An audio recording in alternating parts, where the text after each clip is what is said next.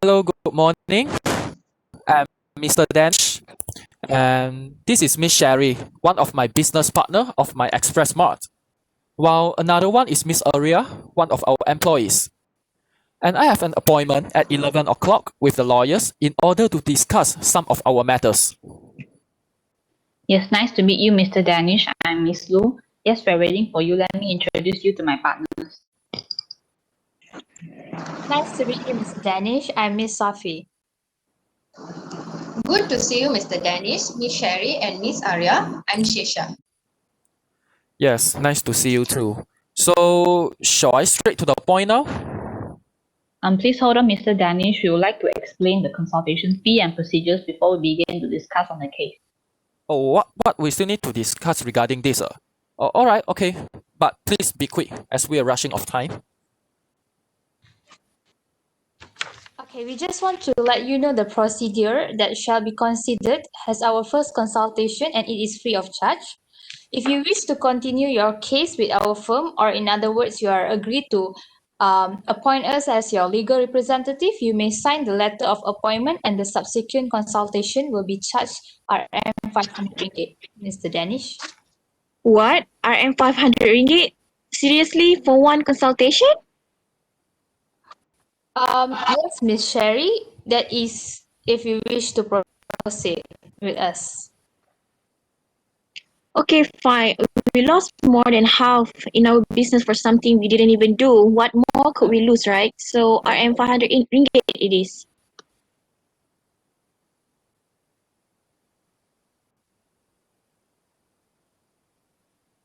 Alright, for now, we need three of you to sign this confidentiality agreement. We assure you that our consultation will be confidential and no information will be disclosed to any other party. You can tell us everything that you know so that we can do our best to help.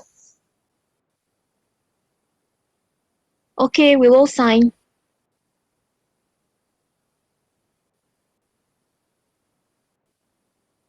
Now you may begin to tell us what happened.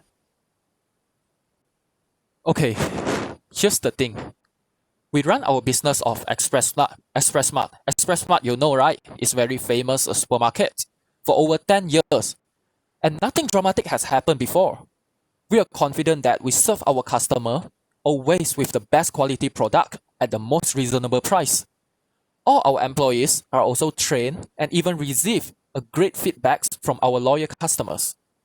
So with such great reputation and services, this is how we expanded our mart from one branch into 10 branches in the whole Malaysia. But out of nowhere, we noticed a dramatic decrease in the quantity of customer in just a period of 2 months. I mean, like, can you imagine that? All of a sudden, almost all of our branches lose our customers rapidly, and we don't even know why and how is this happening? At the moment, our partners and the managing team of us spend a lot of time in analyzing and thinking why this happened to us. And we're going to analyzing our products and service, but nothing seems wrong. Yeah, that's true. I myself work in Express Mart in KL branch. I always receive feedback from the customer claiming our product and services are always good. My colleague and I can even recognize our loyal customer who came every week. I had never seen a day that the mart is almost empty. The fact that this happened is so sad. I don't even know am I considered lucky or not when I finally read across the newspaper of New Straits Times. It says that two of our branches were raided by the Ministry of Domestic Trade and Consumer Affairs and charged us in court under Price Control and Anti-Profiteering Regulation 2016. Also, the newspaper had also written something very defamatory to ruin our reputation. I mean, excuse me, do they actually carry out an investigation before report such things? These are absolutely fake and false charges. I see. So any one of you present during the raid, or did the public authority actually bring a team to conduct a raid? If yes, which branch did the raid happen and how they conduct such raid? Yeah, I was there in KL branch. The public authority did send a team of enforcement together with 3 officers to our KL branch to conduct the raid, and the other branch that was raided was in Johor. But it happened around 10 in the morning. The process began with them checking from the first shelf, which is located at the entrance, and then it slowly moved toward the ends of the last shelf, which is located at the main exit. We were instructed to wait at the entrance while the raid ongoing. My colleague and I were uncomfortable leaving the public authority walking around the mud, while all of us employees waited at the entrance. We asked one of the officers whether one of them needs to be followed, because our manager was on leave that day. But they said that they rejected our request, and we were also not sure whether we have such right to follow them on raid. Did the team took any photograph or seize any items? Oh yeah, my colleague and I saw that from entrance that the team were taking photograph and some of the product had been seized that day. But we were told that they seized such items only for further checking purpose. I see. Did the enforcement team tell you any reason why they conducted such raid? We were told by the officer that they received a report from a credible source that KL Express Smart branch had cheated customer by way increasing of markup price to an unreasonable value on beverage, food and also household goods. That's why they conducted such raid to investigate the truth. The public authority cleared off their teams after they said they had finished the whole procedure. We thought nothing will happen as we did not do anything that is violating the law. The ministry had later withdrawn the charge though. Any reason given by the ministry for the withdrawn charge? Yeah, well, uh, for your information, we actually received a letter by post from, I think it's Ministry of Domestic Trade, some kind like this. And the ministry stated in the letter that the said charge had been withdrawn after they had conducted raid and investigation. There is nothing illegal on the part of us. See, understood. Now let's move on to the News Trade Times. Tell us exactly what it reported on the newspaper. Okay, News Straits Times had published the news without true investigation, and this is the most frustrated part because of NST had a lot of readers, so the news spread immediately without people knowing whether it is true or false news. And the moment I saw the newspaper, I almost fainted. It was written on the first page where 2 branches of Express Mart were raided and charged under Price Control and Anti-Profiteering Regulation 2016. The newspaper even reported that we took an unreasonably high profit by having current year margin percentage that exceeds basic profit percentage for the current year. And also they even wrote that we increased our markup price to an unreasonable value on beverages and foods as well as household goods. They also wrote that we have cheated our customers by putting high prices on the item we sell before discount in order to attract customers. I understand. So did anyone, such as your customer, give any feedbacks after reading the news? Yeah. Several regular customers told us that they only read partly about the news and immediately knew it was referring to us. Some of them also stopped showing up ever since the news was published. It had definitely affected our reputations. Okay, how was the business after such news regarding the charge against Expressmart? Well, obviously the sales had dropped significantly as people do not believe us anymore. And as Mr. Danish said earlier, we noticed a huge decrease of our customer in just 2 months. And I really have to say that since then, we closed 9 branches out of 10 branches. Even though the ministry had subsequently withdrawn the charge, nothing's helped, you know. So you can imagine how much money and effort that we lost through this investigation and raid by the ministry. Other than the decrease of sales, what are the things that Express Smart had suffered? Could you be specific? Yeah, since we are facing some of the precarious financial situation, we couldn't even provide any salaries to our employees during these hard periods, as we are facing a great financial loss because of the defamatory statement. It tarnished all our company's name. As a result, our customers shunned us as well as our reputation has been affected as we have successfully run our business for 10 years without any sort of news which will affect our business such like this.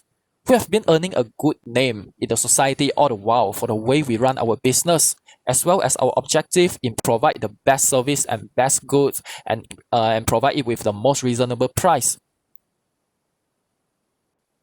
Also, I just want to mention how a news reporter can be so irresponsible in reporting news without first look into its truthfulness. I'm not gonna sit here and do nothing while our hard work had gone just like that. So, is there any way that we can claim for compensation? It will be better if we can sue both the ministry and also News Straight Times. So, can we do so? Okay. Before we go further, we would like to reiterate the main points of your cases. So there had been a charge under the Price Control and Anti-Profiteering Regulation 2016 by the Ministry of Domestic Trade and Consumer Affairs against Expressmart. The raid was conducted and no employees were allowed to follow. Items had been seized for further investigation. The charge was then withdrawn due to the truth had been found after the raid, which is no violation of law and no cheating customers on the part of Expressmart. News Straight Times had also published such charge by Ministry against Expressmart on their newspaper. The news even mentioned how Expressmart cheat and attract customers. Am I right? Yes, exactly. Expressmart had also lost 9 branches and reputations since the incident. Am I correct? Correct. And in this case, we are totally innocent. All right. Please calm down, Miss Sherry. I understand your frustration. So now, as the partners of Expressmart, you would like to claim damages from both the ministry and the News Straight Times. Yes, absolutely. Okay, so is there anything else we missed? I think no, that's all. And through this, we really hope that you guys can help us in regaining our reputation. All right, so there are two main issues that we should discuss. That is to claim damages under negligence from the public authority, which is the Ministry of Domestic Trade and Consumer Affairs. So second, to claim damages under defamation from News Straits Times. My partners will brief you regarding the first and second claim accordingly. Okay, in general, the public authority was immune from any prosecution against them. However, there are exceptions which allows us to act, such as there's a breach of statutory duty on the part of public authority. Wait, I'm a little bit confused here. That means we can or cannot sue the ministry. I mean, they did charge us for something we didn't even do. I understand, Miss Sherry. Let me explain to you. In your case, the charge and raid was actually carried out in a good faith. Hence, there's no breach of statutory duties from the public authority. This is because they conducted the raid by relying on a credible source and no bad faith in them. In addition, the mere instructions of not allowing the employees to follow and seize of items are insufficient to be the cause of action. So the public authority has the right to enjoy the immunity from your claim. Moreover, the ministry did withdraw the state charge after figure out the truth. This is to say we could not bring action against the Ministry of Domestic Trade and Consumer Affairs. Therefore, you can't claim damages from the ministry. Wait, what? Do you mean that we couldn't claim anything from them? No, that doesn't make any sense. We lost 9 branches out of our 10 branches just because of the charge by the ministry. So how would they be clear from this responsibility? To be accurate, it's actually the News Straits Times who will be responsible for this. It was reasonable rate done by the ministry in accordance to the credible report. The charge had also been withdrawn when there's no reliable evidence to be presented in court against Expressmart. But the dramatic fall in the business and revenue in Expressmart happened because of News Straits Times, who falsely reported such news without investigating it at the first point, not because of the action done by the public authority. So what you're trying to tell me is we can only claim from the New Straits Times instead of the public authority? That is correct, Mr. Danish. Even if you're insisting on suing the ministry, the chance of winning will be very low. Now, the second claim will be explained by my partner. Okay, while for the second claim against New Straits Times, we assure you that the damages can be claimed. This is because in order to claim the damages under defamation, there are three elements we need to look into. First, when we read the said newspaper, does it write clearly regarding the said charge? Does it have a tendency of lowering Express Mart reputation in the society? As mentioned earlier by Ms. Sherry, the news clearly wrote that the Express Mart was charged under Price Control and Anti-Profiteering Regulation 2016. It also reported that Express Mart cheated their customers. In consequence, without knowing its truthfulness, your customers stopped visiting. Second, does it refer to Express Mart? Since your customers had suddenly stopped visiting your mart, some even said that they read the news partly and they had already thought of Express Mart. This means that the news had indeed referred to Express Mart. It leads an ordinary person to think that the news is pointing at which party, which in your case, the Express Mart. Third, the news had indeed published to a third party, which in your case, your customers had read the published news. Therefore, we are confident to let you know that the claim under defamation will be successful as the elements had been fulfilled. Thank God, at least we are able to claim our loss from one of them. We can certainly claim damages on aggravated and general damages. So how much could we claim? Oh yeah, you cannot give me the exact amount. So how about the range? Well, it will only be ascertained after we value the total loss suffered. Oh, okay, all right. And I will looking forward for your good news then. Oh, what time is it? Me and Mr. Danish actually have certain matters to be settled, so we should leave by now. Perhaps we will discuss the rest upon next appointment. Is that okay? Mr. Danish, if you agree to appoint us to be your representative counsel, please kindly sign on this agreement. Yeah, sure, of course. With this, I appoint you guys as my legal representative in suing the New Straits Times. Okay, so after this signing, I shall leave now as I'm rushing out of time. And All right, Mr. thank Danish. you. Yeah, and thank you to all of you. you for providing me the solutions. See you again.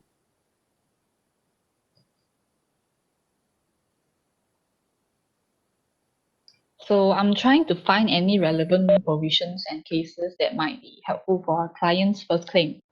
But I couldn't find any. I think it's very hard for us to take action against the Ministry of Domestic Trade and Consumers Affairs. Actually, I kind of agree with you. If you want to claim damage under negligence, we must first try into the elements.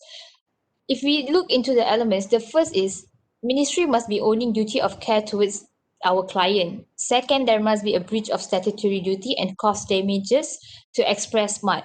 In our client case, even though the ministry had charged and rate Express Mart, it was valid and reasonable investigation as according to Section 28 of the Price Control and Anti-Profiteering Act 2011. I don't think so that the ministry breached any statutory duties or as everything has carried out with good faith. Not even to mention the damages were actually not caused by the ministry but the medias. In addition, Section 62 of the Price Control and Anti-Profiteering Act 2011 stated that protection given to the said public authority in respect of any act ordered for the purpose of carrying into effect this act.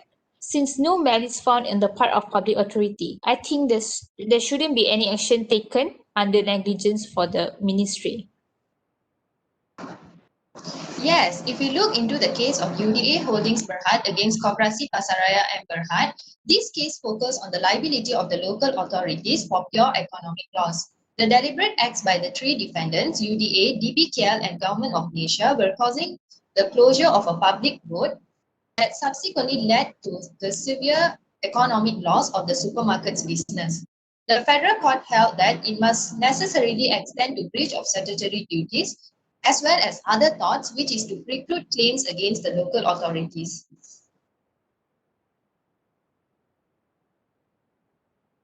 Yeah, I think that case is applicable in our client's case. Even though ExpressMart suffered great loss, which minorly caused by a public authority, that is still insufficient for us to claim for their negligence for pure economic loss. So shall we move on to the next issue? Since the claim for the first issue will only have a low probability of success, we should focus on second issue to help our clients to claim damages at the maximum rate. All right, so I think the only chance we have for our client to claim damages is under defamation, which is the second issue. So to be more specific, our client's case falls under libel as our client had been defamed by written statement in the permanent form.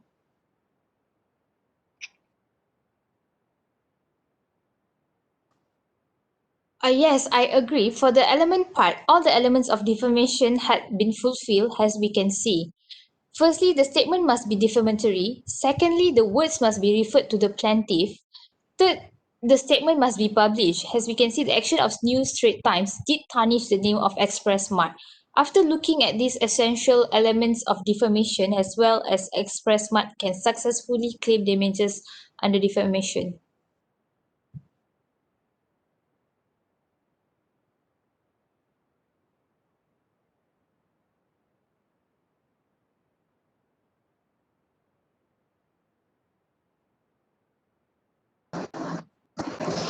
Yes, I do agree. Along with that, there are two related provisions for our client's case.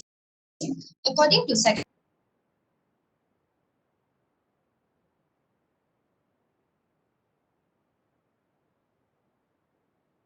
7, where any action for defamation, the defendant may in writing of his intention to offer apology to the plaintiff for such defamation in mitigation of damages.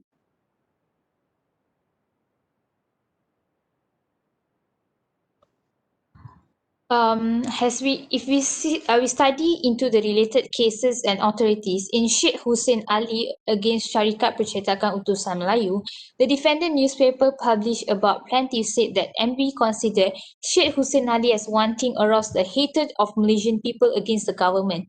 The court held that the word convey in the newspaper were meaning that the plaintiff was dishonest and disloyal to the government. Yeah, so I also studied on another case of Newspaper versus London Express Newspaper Limited, where a statement in the defendant's newspaper stated that Harold, newspaper 30 years old, Camberwell was punished for bigamy. So in fact, there were two people with the same name while the statement was true but not the other. So therefore, the court held the defendant is liable to the plaintiff. While in another case, Dr. Jenny Ibrahim versus S. Pakianatan, the plaintiff was a psychologist who was working on voluntary basis in the help center. The defendant, who was the managing director, wrote two letters indicating the plaintiff had committed criminal breach of trust, amounting to 70,000. So one of the copies was sent to all the directors of the center and registrar of societies of Malaysia. So the court held that the sending of the copies constitute as a publication, therefore it's a defamation. Those cases are applicable. For our client's case, it will be easier for us to claim damages under the second issue if compared to the first issue. The possibility of claiming damages under the first issue is rock bottom.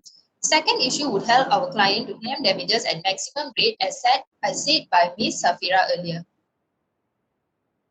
Well, everything is going well so far, so I guess we have reached the end of the discussion for today. We shall proceed other steps in order to help our client to claim damages as they deserve. So thank you, Ms. Hafi and Ms. Shisha. If there anything else regarding this case, don't hesitate to discuss with me. Yeah, sure. Thank you. Yeah, sure. Thank you, Ms. Wanju. Thank you.